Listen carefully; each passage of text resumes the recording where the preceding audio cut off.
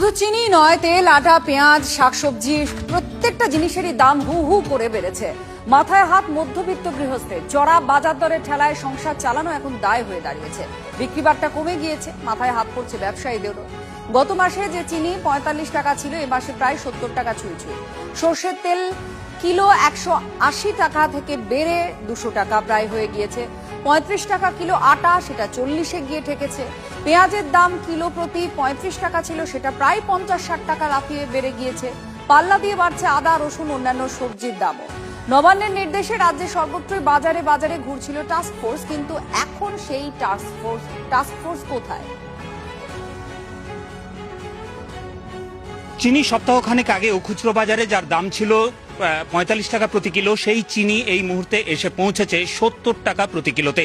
তবে শুধুমাত্র চিনি নয়, তার পাশাপাশি সর্ষের তেলও এক লাফে ১৮০ থেকে গিয়ে পৌঁছেছে ২০০ টাকা প্রতি কিলোতে।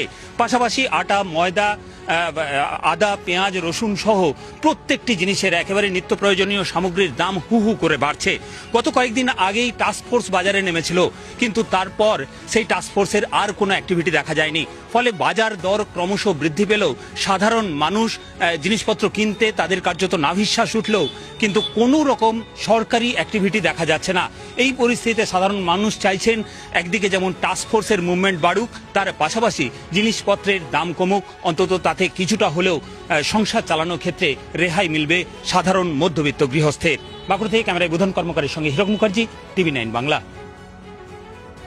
জিনিসপত্রের দাম, সব জিনিসের দামই চাপা, সংসার চালানো অসুবিধা হচ্ছে। তেল, চিনি, তার মধ্যে চিনির দামটা সবচেয়ে বেশি হয়ে গেছে। যে ৪৮ টাকা ছিল এখন ৬৫ টাকা হয়ে গেছে।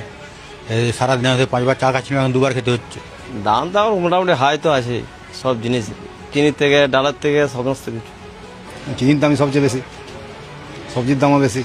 গরিব মানুষের অসুবিধা নেই, গরিব মানুষের তো দাম বেশি হলে অসুবিধা হবেই। দাম তো বাড়ছে সব কিছু। আমরা তো চাই যে দাম ওইভাবে বাড়লে আমরা বাঁচবো কি করে। চরম মূল্য বৃদ্ধি হয়ে গেছে, যাতে দাম কমে, মানুষ ঠিকভাবে থাকতে পারে, সেটাই আমার মানে ইয়ে। দাম অনেকই, মানে সংসার চালানো মানে কঠিন ব্যাপার হয়ে গেছে এখন যা হয়ে গেছে। তা তো একটু গরিব মানুষের হবে কি, মধ্য মানুষের, গরিব মানুষের তো একটু অসুবিধা হবে কি, তবু তো কিনতে হবে কি, খেতে হবে, করার তো কিছু নাই। হ্যাঁ, যেটা দরকার তার কম কিনছি, হাফ কিনছি। হ্যাঁ বাড়ছে, চিনির দাম প্রচন্ড বেড়ে গেছে, তেলের দাম বেড়ে যাচ্ছে, আমাদের সব জিনিস নেওয়ার খুবই অসুবিধা হচ্ছে সংসার চালানো। সর্ষের তেলের দাম বেড়েছে আর চিনির দাম বেড়েছে। সর্ষের তেল ছিল ১৮০, চলে গেল ২০০ টাকা।